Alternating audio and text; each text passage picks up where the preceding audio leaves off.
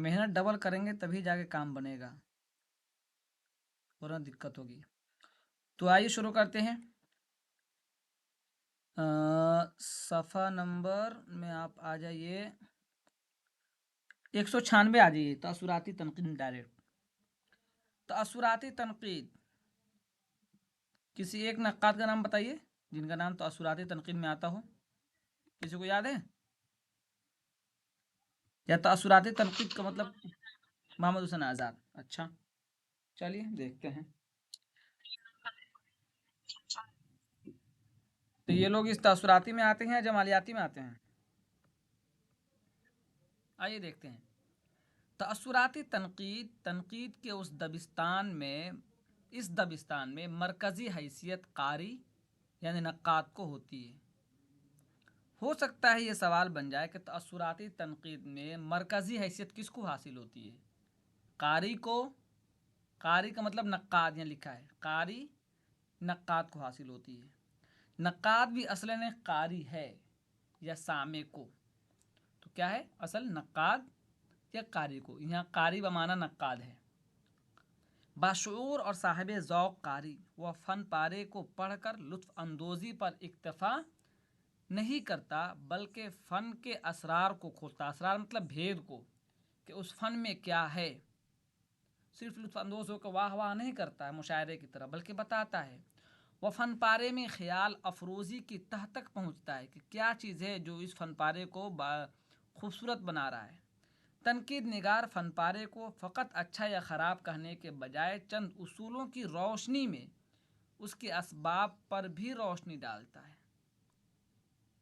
क्या समझे आप इससे? आप लोग इससे क्या समझे बताइए कि तअसुराती तनकीद क्या है? बताइए, बोलिए। आप में से बोलेंगे तो कैसे काम चलेगा? तअसुराती तनकीद का मतलब क्या हुआ बताइए ना। नहीं बताएंगे तो कैसे काम चलेगा? फिर तअसुरात बयान करना यानी अपने ऊपर, क्या लिखा उस पर, अपने ऊपर जो चीज़ असर डालती है उसके असबाब और वजूहात को बयान करना कि क्या चीज़ है इसके अंदर। सिर्फ हज हासिल करना नहीं, क्या कहा उन्होंने कि उस जो असबाब होते हैं कि कैसे कैसे तअस्सुर कायम हुआ, उसको ज़रूर बयान किया जाता है तअस्सुरात तनकीद में। ठीक है, आगे आ जाइए। इस तरह तनकीद कारी की ज़हनी तरबियत का फरीज़ा भी अंजाम देती है। ठीक है, अच्छा, उसके ज़ौक़ को निखारती और अदबी बसीरत को फ़रोग़ देती है। तनकीद फ़नपारे और कारी के दरमियान एक खुशगवार बामाना राबता है। अब मैं आपसे बताऊं कि अगर ये सवाल आ जाए कि तअस्सुराती तनकीद में मरकज़ी किरदार क्या होता है, बताइए। बताइए आप लोग, बोलिए। नहीं बोलेंगे तो नहीं काम चलेगा। सुनेंगे तो सुन्नी मुसलमान होकर रह जाएंगे।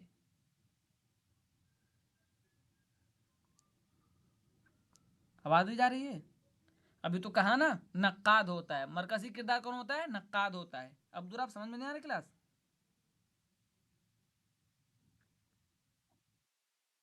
किसी को समझ में नहीं आ रहा तो पूछिए ना। अभी तो बताया था ना। कारी, कारी बमाना नक्काद यहाँ दिया ना। कारी बमाना नक्काद ऊपर दिया ना, ऊपर। चलिए आगे आ जाइए। कह रहे हैं लेकिन जैसा कि मज़कूर हुआ, कोई भी तनकीदी दबिस्तान फ़न पारे के मुख्तलिफ पहलुओं में से किसी एक पर इसरार करता है। ठीक है, चुनांचे तअस्सुराती तनकीद भी फ़न पारे का तज्ज़िया करने, कारी के लिए उसकी तफ़हीम की सतह को बुलंद करने या उसकी तहों को खोलने के बजाय नक्काद के ज़ाती तअस्सुरात पर तवज्जो मरकूज़ करती है। अब समझ में आ गया? ज़ाती तअस्सुरात मतलब جیسے میں نے کسی فن پارے کا تجزیہ کیا اور اسی فن پارے کا تجزیہ آپ نے کیا، تو دونوں کی سوچنے سمجھنے کی جو صلاحیت ہے، پرکھنے کی جو صلاحیت اور قابلیت ہے، الگ الگ ہے۔ ہو سکتا ہے آپ کو کوئی جملہ بہت پسند آ گیا ہو اور آپ کی فطرت نے اس کو بہت اچھے سے قبول کر لیا ہو، اور مجھے وہ جملہ اور وہ عبارت مجھے پسند نہیں آئی ہو جس قدر آپ کو پسند آئی ہو۔ تو یہ ذاتی پسند و ناپسند کی بات ہے۔ یہ تنقید قاری کے تأثرات کو زبان و بیان کے ذریعے دوبارہ تخلیق کرتی ہے۔ دوبارہ مطلب ایک عبارت تو پہلے سے ہے، اور دوسری تخلیق کیا ہوگی؟ جو آپ کے اوپر جو طاری ہوئی ہے تو پھر آپ اس کو لکھیں گے، تو دو تخلیق ہو گئی۔ اسی مقصد کے حصول کے لیے نقاد اصل فن پارے کے متوازی ایک ایسا متن تخلیق کرتا ہے۔ متوازی مطلب اس کے بالمقابل، اسی طرح جو دوبارہ وہی کیفیت یا اسی سے ملتی جلتی کیفیت تخلیق کرنے میں کامیاب ہو سکے۔ اس طرح تأثراتی تنقید نہ تو معروضی انداز میں فن پارے کا تجزیہ کرتی ہے، نہ ہی اپنی جانب دادیوں سے دستبردار ہو کر فن پارے کا علمی محاکمہ کرتی ہے۔ اسی طریقہ کار کے سبب مغرب میں اس دبستان کے بنیاد گزاروں نے اسے تخلیقی تنقید کا بھی نام دیا ہے۔ گویا تأثراتی تنقید کسی فن پارے کے رد عمل میں ایک اور فن پارہ تخلیق کر دینے سے عبارت ہے۔ اب ہمیں یہ بتائیے کہ مغرب میں یا کہیے تنقید میں کس تنقید کو تخلیقی تنقید کہا جاتا ہے؟ بتائیے۔ تأثراتی تنقید کو تخلیقی تنقید کہا جاتا ہے۔ خوب غور سے سنیے گا نا تو ایک مرتبہ میں یاد ہو جائے گا۔ دھیان رکھیے عبارت پر، میں کہاں پڑھ رہا ہوں، غور کیجیے کیا چھوڑ رہا ہوں کیا پڑھ رہا ہوں۔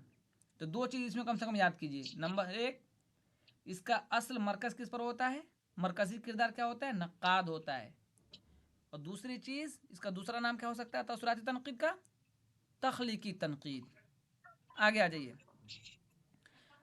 مائک بند کیجیے۔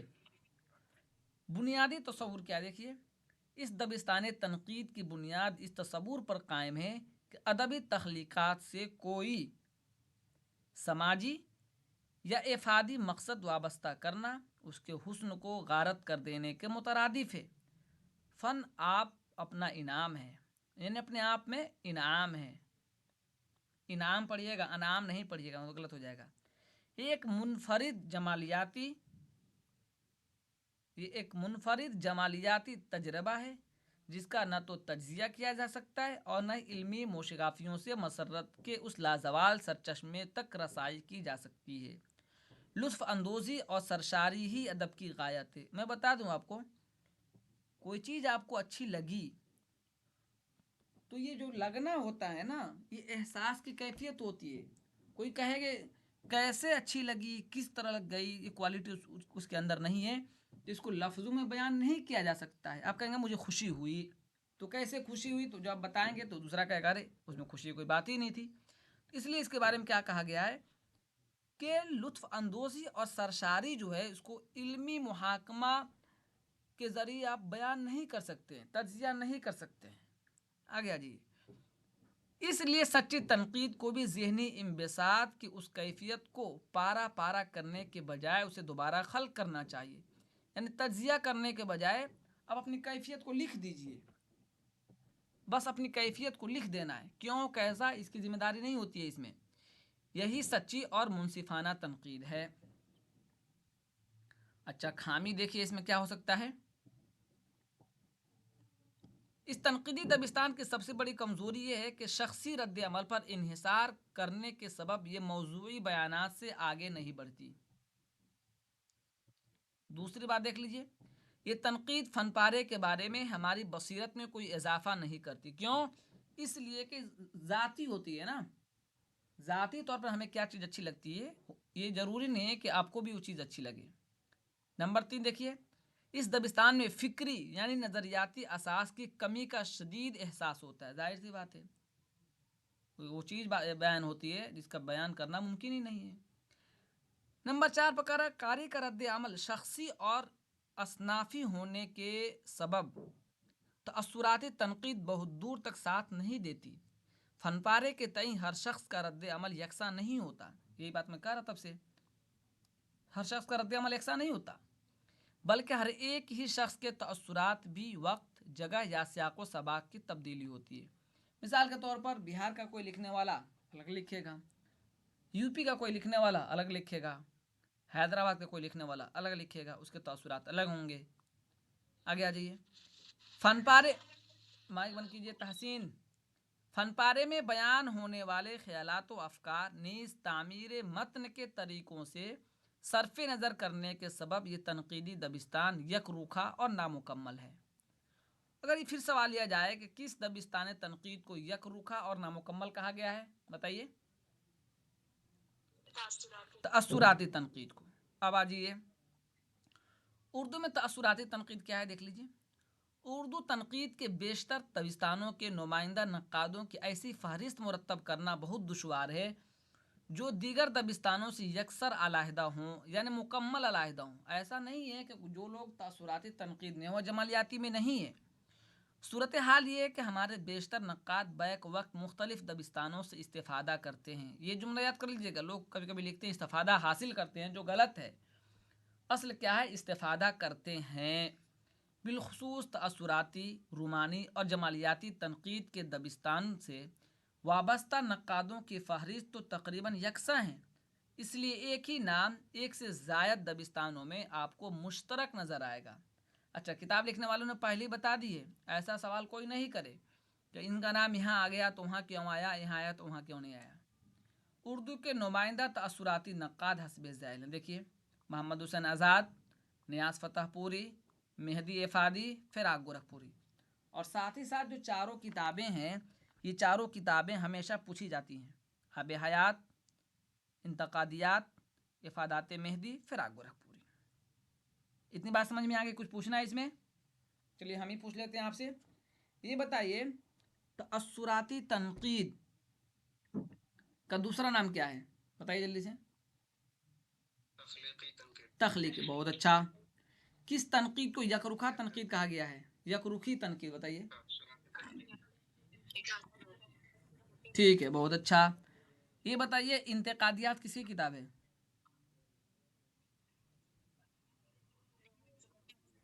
چلیے اب آ جائیں جمالیاتی تنقید میں۔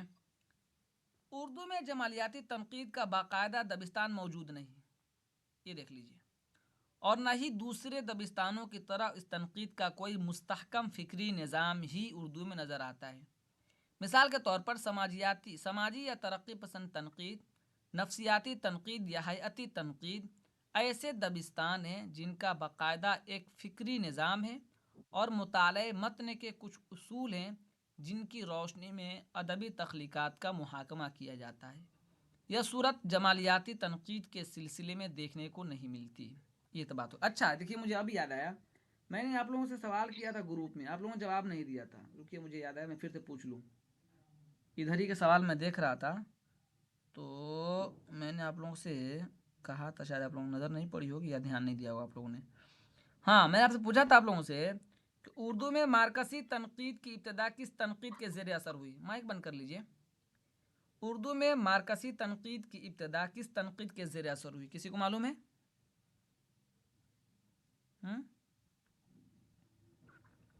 نہیں معلوم ہے؟ ترقی پسند تحریک یا دوسرے تحریک؟ بتائیے گا، دیکھ کے سوال آیا ہے کئی مرتبہ۔ چلیے، جمالیات کا لغوی اور اصطلاحی معنی، اس کو بھی دیکھ لیجئے۔ اگر جمالیات کے فقط لغوی معنی پیش نظر ہوں تو معاملہ زیادہ دشوار نہیں اور اکثر نقادوں کے یہاں اس کی نشاندہی کی جا سکتی ہے، لیکن مخصوص شعبہ علم کی حیثیت سے اگر جمالیات کی تعریف پیش نظر ہو اور اس دبستان کی فکری بنیادیں بھی ملحوظ ہوں تو اردو کی حد تک اس تنقیدی طریقہ کار سے ہمارے بہت نقادوں نے کام لیا۔ اب دیکھیے، اس کی تعریف کر رہے ہیں یہاں سے کہ جمالیات، جی بہت کم نقادوں نے، ہاں کم چھوٹ گیا، دیکھیے بہت کم نقادوں نے کام لیا۔ جمالیات کی اصل جمال کا فلسفہ یا علم ہے، اصل جمال کا فلسفہ یا علم ہے، یعنی حسن کی تلاش اور اس کی نشاندہی اس طریقۂ تنقید کی اصل ہے۔ تو اب یہ سوال آ جائے گا کہ جمالیاتی تنقید کی اصل کیا ہے؟ حسن کی تلاش اور اس کی نشاندہی، دو چیز اس کے لیے ضروری ہے۔ اس اعتبار سے ہم کہہ سکتے ہیں کہ مطالعہ متن کے اس طریقہ کار کو جس میں حسن کی تلاش اور حسن کے متعلقات کو مرکزی اہمیت حاصل ہو، جمالیاتی تنقید کہا جائے گا۔ اب ہم پھر سے ایک مرتبہ بتا دیجئے کہ جمالیاتی تنقید میں مرکزیت کس کو حاصل ہے، بتائیے۔ حسن کی تلاش اور اس کی نشاندہی، ٹھیک ہے، آگے آ جائیے۔ یعنی متن کے تشکیلی عناصر، اس کے سماجی محرکات یا فنکار کے شعوری اور لاشعوری نہا خانوں مطلب پوشیدہ، اس طریقے تنقید کا مقصود ہرگز نہیں ہوتا۔ یہ طریقہ تنقید فن پارے کی اخلاقی اور افادی قدروں سے بھی سروکار نہیں رکھتا، بلکہ تنقید کی اس دبستان کا تنہا مقصود حسن کی تلاش اور اس کے متعلقات کا تجزیہ ہوتا ہے، اور اسی بنیاد پر فن پارہ اچھا یا برا کہا جاتا ہے یا قرار پاتا ہے۔ یہاں تک تو بات سادہ اور آسان تھی، لیکن جب جمالیات کو ایک نظام فکر اور علم کے ایک مستقل شعبے کی حیثیت سے دیکھتے ہیں تو ہمیں ایسے بہت سے سوالات کا سامنا کرنا ہوتا ہے جن کا جواب اتنا سہل اور سادہ نہیں۔ مثلا مطالعہ حسن کا نام اگر جمالیات ہے تو پھر حسن کی حقیقت کا کیا؟ حسن مادی اور محسوس پیکر کا نام ہے یا فقط ایک مجرد تصور؟ حسن اور حسین کیا الگ تصورات ہیں؟ ایک کتاب میں نے آپ کو اور دیا تھا تاکہ آپ اور اچھے سے اس کو پڑھ لیں، ساتھ میں اس کا مطالعہ جاری رکھیے۔ پھر سوال کر رہے ہیں کہ حسن کا سرچشمہ کہاں؟ حق اور خیر سے حسن کا کیا رشتہ؟ حسن سے وابستہ مسرت کی کیفیت کس پر اسرار عمل سے حسن کا تجربہ کرنے والے شخص کو اپنے گرفت میں لے لیتی ہے؟ حسن مطلق ہے یا اضافی؟ اس سلسلے کا مشکل ترین سوال یہ ہے کہ ایسے اصولوں کی تربیت اور اس کا کوئی مربوط نظام ممکن بھی ہے جو مصوری، موسیقی، مجسمہ سازی، فن تعمیر اور شعر و ادب سبھی کے حسن کا احاطہ کر سکے، کیونکہ حسن تو جملہ فنون لطیفہ کی یکساں طور پر مشترک قدرے ہے اور ان کا بنیادی جوہر ہے۔ یہ بات سوال پیدا کر رہے ہیں، ہمیں تو دیکھ لینا ہے بس۔ اب یہاں سے ہم دیکھیں گے کچھ اقوال ہوں گے، اس پر نظر رکھیں گے ہم۔ کرے مشرق و مغرب میں جمالیات کا تصور، آپ میں سے کوئی پڑھنا چاہے گا لیکن زور سے پڑھنا ہوگا۔ ہاں پڑھیے، زور سے پڑھیے۔ مشرق و مغرب میں جمالیات کا تصور۔ جمالیات کا انگریزی ایستھیٹکس ہے۔ ایک مخصوص شعبہ علم کی حیثیت سے ایستھیٹکس کا تصور مغرب میں بھی بہت بعد میں شروع ہوا۔ پہلا شخص جس نے ایستھیٹکس کا لفظ فلسفہ حسن کے معنی میں استعمال کیا بام گارٹن تھا۔ یہ جرمن مفکر تھا جس نے 1735 میں اپنا تحقیقی مقالہ ایستھیٹیکا کے عنوان سے لکھا جو 1750 میں شائع ہوا۔ اس مقالے میں بامگارٹن نے پہلی دلایا کہ فنون لطیفہ میں پایا جانے والا حسن مطالعے کا مستقل موضوع ہے اور اس حسن سے وابستہ مسائل کا مطالعہ ایک مستقل علم کا تقاضا کرتا ہے۔ بام گارٹن یہ بھی صراحت کرتا ہے کہ حسن کے تجربے سے حاصل ہونے والی مسرت حصول علم کا ایک ذریعہ بھی ہے۔ یہ تجربہ بھی ایک جسے بام گارٹن ایبسنس نالج نیم روشن علم یا نیم روشن علم یا knowledge in the form of feeling احساس کی شکل میں حاصل ہونے والا علم کہتا ہے۔ اچھا رک جائیے، ہم نے کیا دیکھا؟ جمالیات کے لیے کیا ضروری ہے؟ حسن کی تلاش۔ اب ایک سوال یہ آئے گا کہ جمالیات کا نظریہ سب سے پہلے کس نے دیا؟ بتائیے سب لوگ۔ بام گارٹن نے، ٹھیک ہے۔ آگے آ جائیے، پڑھیے، اب پڑھیے بام گارٹن کا۔ ہاں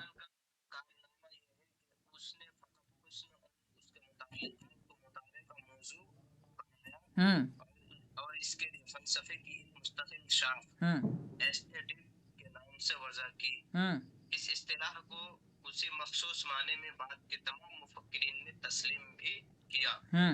جرمنی کے دوسرے مشہور مفکر हेगेट हम्म हेगल हम्म हेगल इनकी पैदाइश 1831 हम्म नहीं 1770, हम्म वफात 1831 ने हम्म इस इल्म के मबाहिस को हम्म और अपनी मशहूर किताब हम्म फिलोसफी ऑफ फाइन आर्ट्स हम्म फनून लतीफ़ा का फलसफा में हम्म जमालियत के मसले पर निहायत तफसील और फलसफियाना अंदाज में गुफ्तगू की। हम्म इस किताब में हेगल का बुनियादी मसला ये था हम्म कि फितरत के मज़ाहिर और इंसानों में पाया जाने वाला हुस्न हम्म फितरत के मज़ाहिर और इंसानों में पाया जाने वाला हुस्न हम्म अपनी माहियत के एतबार से फनून लतीफ़ा के हुस्न से मुख्तलिफ है।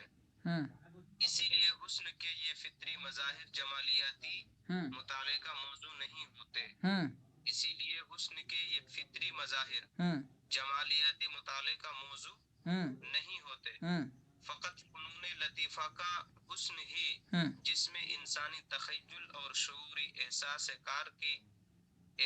फ़न की कारफरमाई होती है, जमालियात का मौजू है। जी इंसानी जहन और रूह की तख्लीक़ात हेगल की तफ्तीश व तहकीक का असल दायरा कार था। अच्छा रुक जाइए, कुछ एक मतलब फिर दोहरा लेते हैं। सबसे ये बताइए कि जमालियात का जो नज़रिया है उसको आगे किसने बढ़ाया? हेगल। एक बात ठीक है। दूसरी बात ये बताइए कि फ़ुनून लतीफ़ा का फ़लसफ़ा किसकी किताब है? अच्छा, हेगल क्या था? मुफक्किर था, ठीक है। इसने क्या कहा कि इंसान की जहन और रूह की तख्लीक़ात यानी इंसानी तख्लीक़ात में जो चीज़ें यानी फ़ुनून लतीफ़ा में जो चीज़ें उसी को वो हुस्न में शामिल करता है, यानी फितरत के मज़ाहिर में पाई जाने वाली चीज़ को छोड़ देता है। ऊपर आया था ना, फितरत के मज़ाहिर और इंसानों में पाया जाने वाला हुस्न अपनी माहियत के एतबार से फ़ुनून लतीफ़ा के हुस्न से मुख्तलिफ है। इसीलिए हुस्न के ये फितरी मज़ाहिर जमालियाती मुताले का मौजू नहीं होते। यानी फितरी जो मज़ाहिर है वो मुताले में उसके मुताबिक नहीं है। इंसान की खुद साख्ता जो हुस्न है उसको वह मुताले में रखता है। आगे आजिए, थोड़ा सा और पढ़िए। हम्म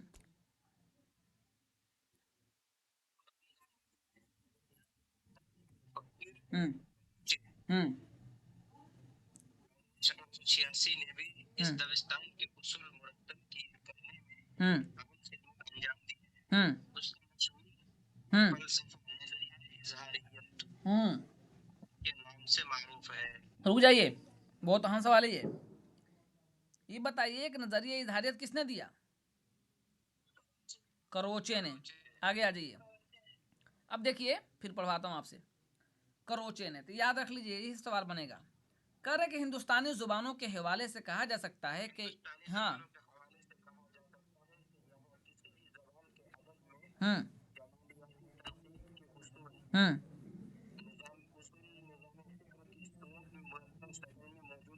हम्म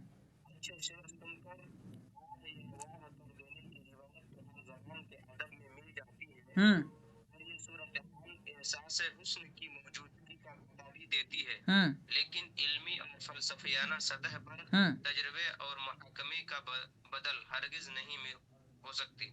रुक जाइए, संस्कृत रुक जाइए, अदबियात के हवाले से रुक जाइए, रुक जाइए, एतराफ रुक जाइए थोड़ा देर। अभी ऊपर भी ये बात आई थी, माइक बंद कर लीजिए। अभी ऊपर भी ये बात आई थी कि जमालियात में तअस्सुराती तनकीद में क्या कहा था? कोई चीज़ आपको अच्छी लगती है, क्यों अच्छी लगी, कैसे अच्छी लगी, इसकी जिम्मेदारी नहीं है। बस आपको अच्छी लगी इस चीज़ को लिख सकते हैं, उसको लफ्ज़ों में बयान नहीं कर सकते। यह बात इन्होंने कहा कि सूरत हाल एहसास हुस्न की मौजूदगी का पता देती है, लेकिन इल्मी और फ़लसफ़ियाना सतह पर तजर्बे और मुहाकमे का बदल हरगिज़ नहीं हो सकती। हुस्न की जो चीज़ है, कोई अगर चाहे कि हम बता दें लफ्ज़ों में कि ऐसा हुस्न है, मैंने ऐसा महसूस किया, बहुत मुश्किल है। इसके लिए कोई अभी उसूल मुरतब नहीं है। आगे देखिए, कहते हैं कि संस्कृत अदबियात के हवाले से अलबत्ता इस हकीकत के एतराफ़ ज़रूरी है कि तीसरी सदी क़ब्ल मसीह में अपनी शोहर आफाक तसनीफ़ नाट्या शास्त्र, बताइए किसी किताब है? भरत मुनि। भरत मुनि ने रस का नज़रिया दिया। देखिए, रस का मतलब खूबसूरती के ही आते हैं, जिसमें नाटक के फ़न पर रोशनी डालते हुए उन्होंने फ़न से हासिल होने वाली मसरत और इम्बिसात को रस का नाम दिया। अब एक सवाल इस तरह दूसरे तरीके से पूछा जा सकता है कि किसने मसरत और इम्बिसात का नाम रस रख दिया? बताइए। भरत मुनि ने। इसकी हकीकत नीस इससे वाबस्ता मसाइल को गुफ्तगू का मौजू बनाया। भरत मुनि का ये नज़रिया इतना तज्जियाती और उसकी बुनियाद इस कदर मुस्तहकम थी कि आज भी शेर व अदब के मुताले में इससे इस्तेफ़ादा किया जाता है। और एक चीज़ मैं और आपको बता दूं कि हो सकता है कि आपसे फिर पूछ ले कि रस का नज़रिया किसने दिया और रस का मतलब क्या होता है। नज़रिया भरत मुनि ने दिया और उसका मतलब होता है मसरत व इम्बिसात। फ़न से हासिल होने वाली मसरत व इम्बिसात का नाम क्या है? बोलिए, रस। अब यहाँ देखिए जमालियाती तनकीद के बुनियादी उसूल, कुछ उसूल उसको भी देख लेते हैं हम लोग। कह रहे हैं कि जमालियाती तनकीद हुस्न और उसके मुताल्लिक़ात को मुताले का मौजू बनाती है। क्या करती है? हुस्न से मुताल्लिक़ात को मौजू बनाती है। दूसरा करेंगे जमालियाती तजर्बे से वाबस्ता मावराई नशात की कैफियत जमालियाती तनकीद का बुनियादी सरोकार है। मावराई कैफियत यानी आपके नज़र में और हकीकी जहन में, हकीकी दुनिया में जो चीज़ है उसको नहीं, मावराई नशात यानी वह खुशी जिसको आप देख नहीं रहे हैं, बस महसूस कर रहे हैं, इसको कहते हैं मावराई ज़िंदगी या मावराई नशात। नंबर 3 कह रहे हैं कि जमालियाती तनकीद हुस्न की शनाख्त पर इक्तफ़ा नहीं करती, बल्कि उसके तश्कीली अनासिर का तज्जिया भी करती है कि क्या क्या चीज़ उसमें है। नंबर 4 करें जमालियात का ताल्लुक़ फ़कत शेर व अदब से नहीं होता, बल्कि तमाम फ़नून लतीफ़ा और इन सब में मुश्तरक हुस्न की कद्र जमालियाती तनकीद का मौजू है। नंबर 5 फ़नून लतीफ़ा के अलावा फ़ितरत के मज़ाहिर में पाया जाने वाला हुस्न जमालियाती मुताले के दायरे से बाहर है। अभी ऊपर बताया था ना कि फ़ितरत में जो हुस्न है वो मुताले से बाहर है। मिसाल के तौर पर यह कह रहे हैं कि इंसान किसी चीज़ को लिखे, क्योंकि तनकीद किस पर करेंगे? लिखी, एक सेकंड बता रहा हूँ, तनकीद किस पर करेंगे? लिखी हुई चीज़ पर करेंगे ना। और फितरत की जो चीज़, फितरत की जो अशिया हैं वो लिखी हुई नहीं है, उसको कोई ना कोई लिखेगा तब जाकर उसमें हुस्न पैदा करेगा अपने कलम के जरिए। बात समझ में आ गई? जैसे हवा है, पहाड़ है, तो ये हम महसूस कर रहे हैं, देख रहे हैं, लिखी हुई चीज़ तो है नहीं। तो तनकीद करने के लिए पहले तख्लीक का होना ज़रूरी है। तो इसी तरीके से उसको बयान किया है। आगे आ जाइए।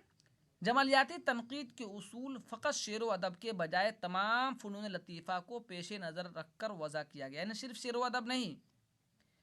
समझ में आ गया सऊद? ये है। तो समझ में आ रहा है, लेकिन ये तो है कि ठीक है जी, हम्म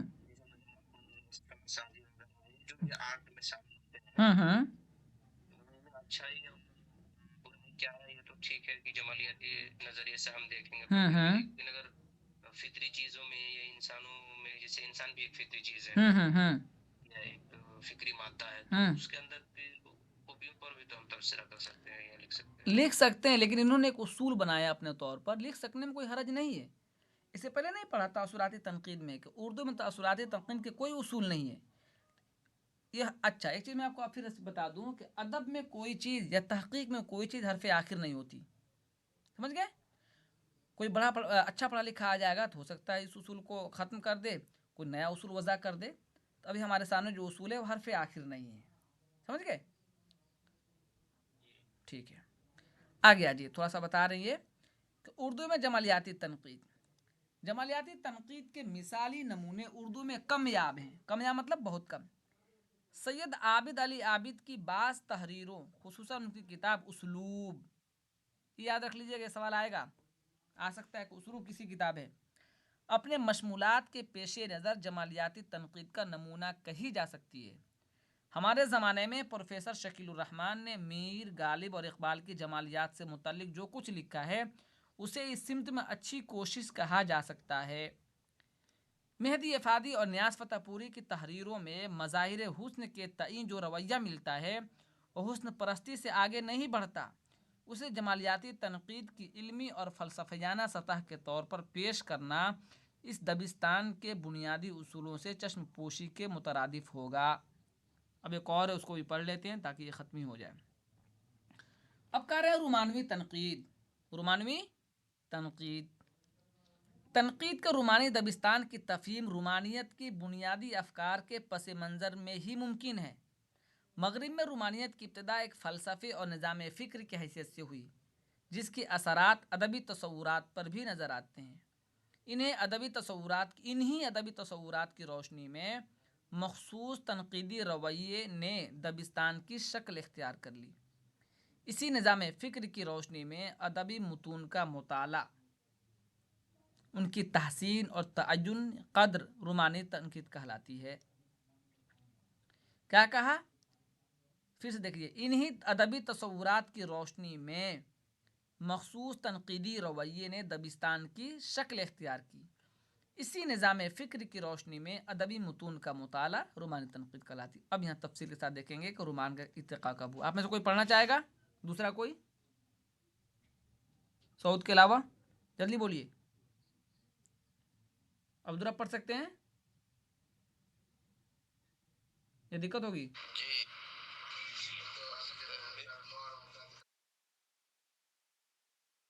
پڑھ رہے ہیں؟ میں پڑھ سکتا ہوں. پڑھیے زور سے.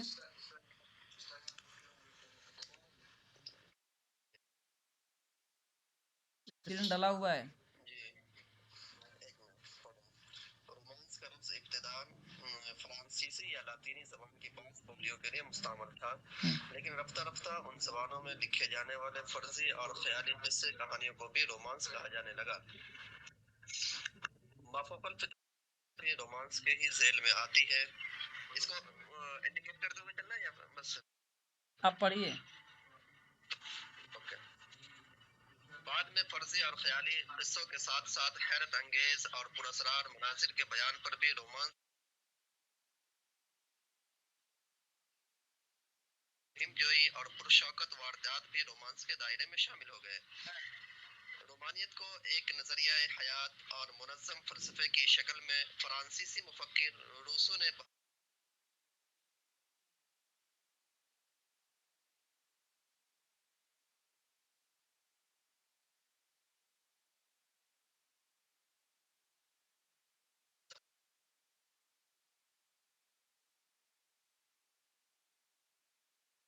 ہے. رومانیت ہر سطح پر پرانے نظام اور ہے نظریہ حیات کے طور پر صنعتی اور سائنسی.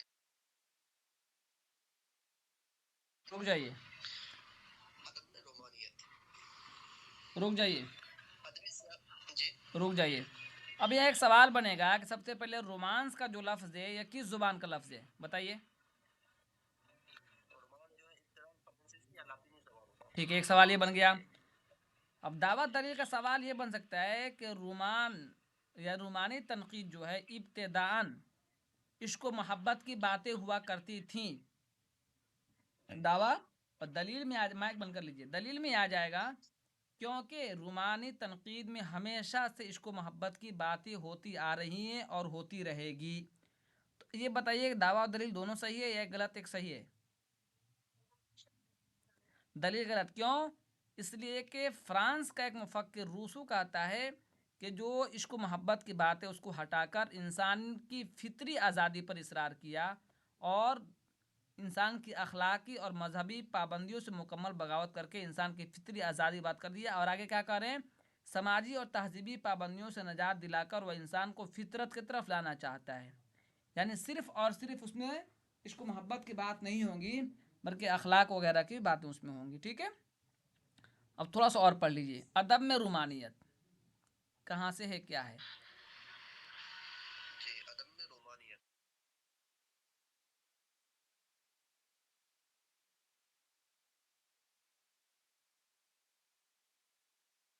میں لوگوں کے اشتراک سے لیریکل ملابس انگریزی میں شائع ہوئی.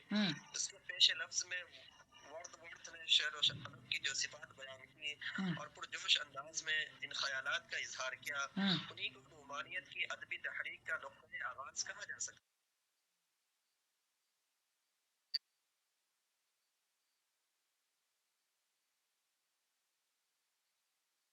लिटरेसिया, लिटरी,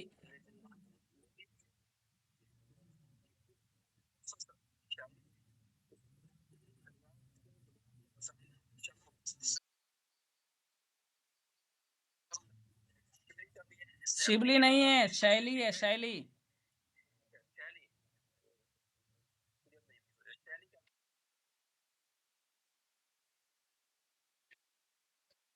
पोएट्री, डिफेंस ऑफ पोएट्री।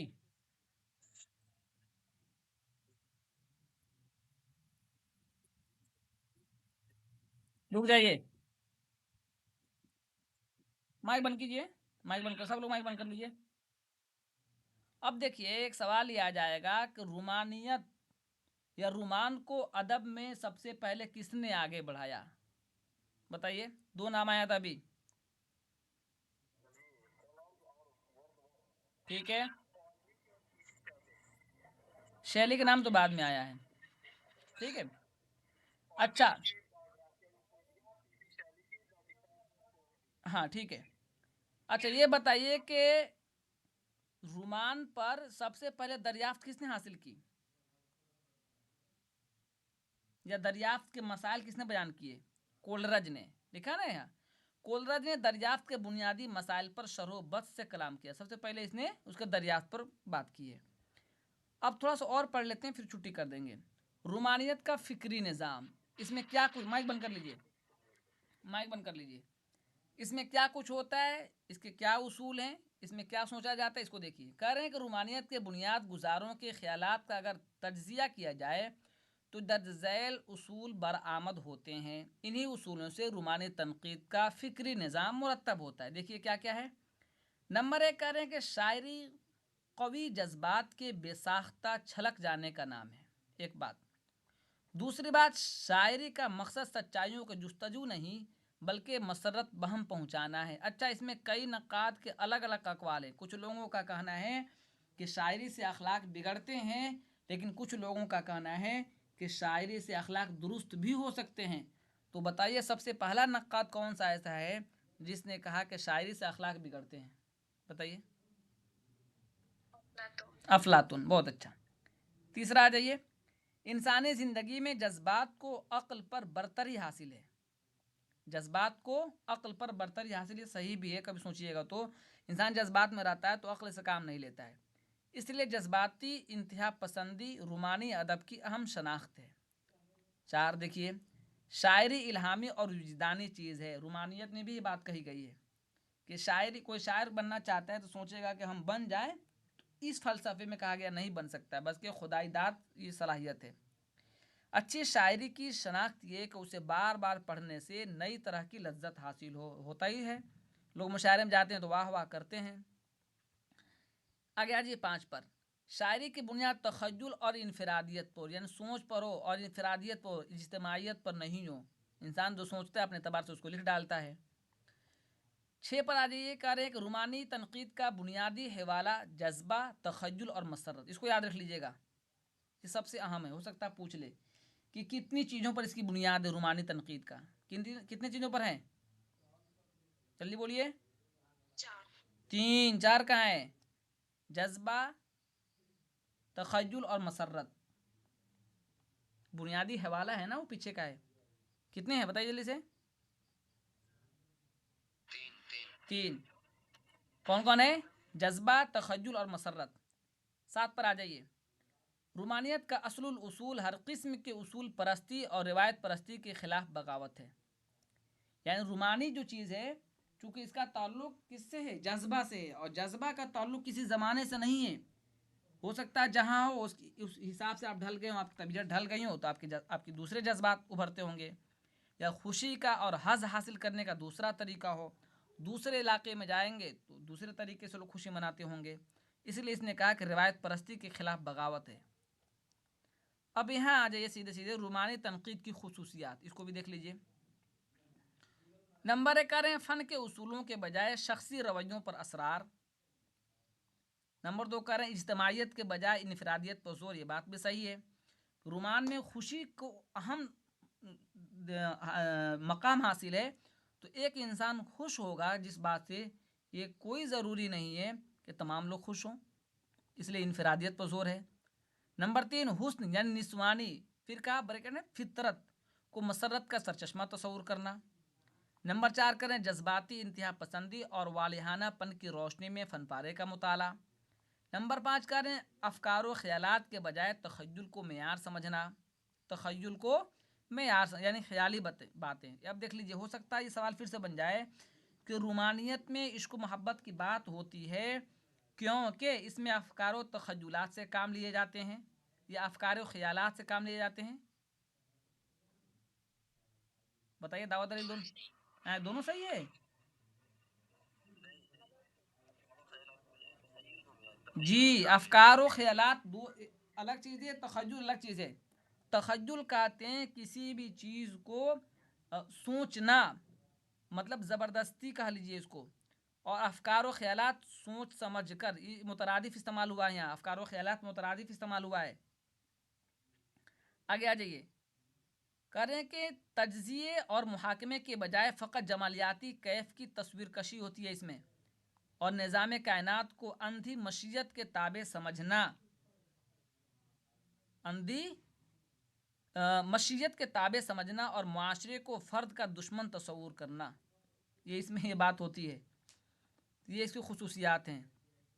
اچھا، تھوڑا سا اردو میں رومانیت کا رجحان، یہ آ جائیے، 2 پیراگراف اور اس کو پڑھ لیتے ختم ہو جائے گا۔ اردو میں رومانیت کا رجحان، یہاں آ جائیے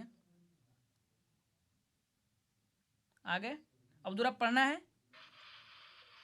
میں پڑھ سکتا ہوں؟ نہیں، رک جائیے اب، نہیں آپ پڑھ چکے ہیں تو دوسرے کو موقع دینا ہے۔ عبدالرب پڑھ سکتے ہیں آپ یا کوئی اور پڑھ سکتا ہے آپ کے علاوہ؟ ہاں پڑھیے، زور سے پڑھیے۔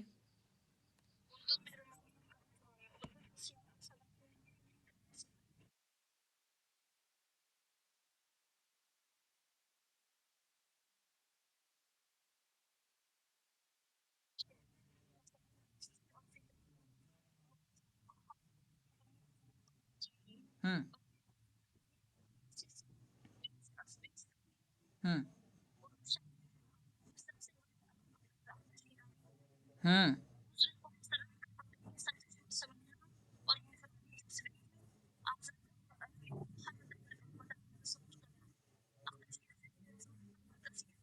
ہوں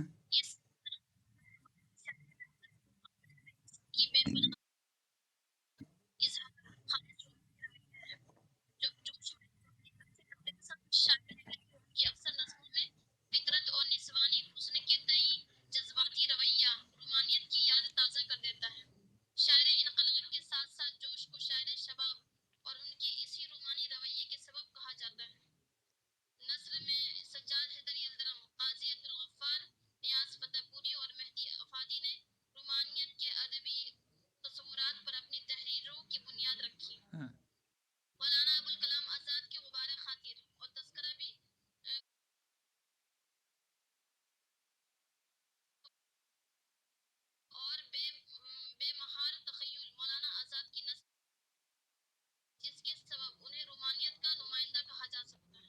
اب دیکھیے اس میں کچھ سوالات ہیں۔ نمبر 1 یہی سوال آ جائے گا کہ اردو میں رومانیت کے سب سے بڑے علمبردار کون ہیں؟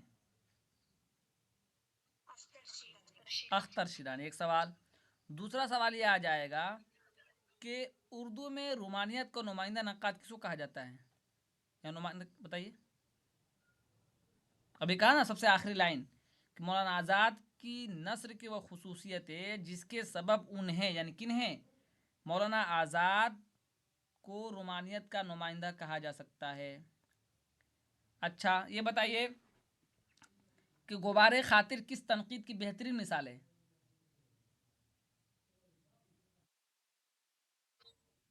رومانی نثر کی بہترین، اسی طرح تذکرہ۔ یہ آخری پیراگراف ہے، پڑھ ڈالیے اس کو۔ ہوں ہوں ہوں ہوں ہوں ہوں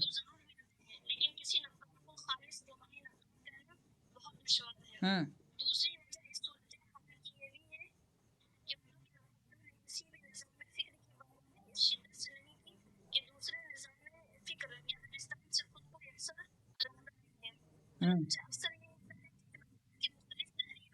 ہوں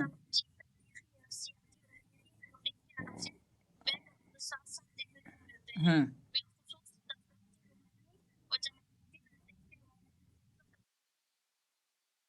ہوں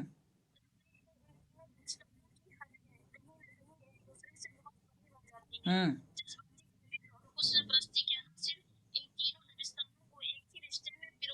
ہوں ہوں ہوں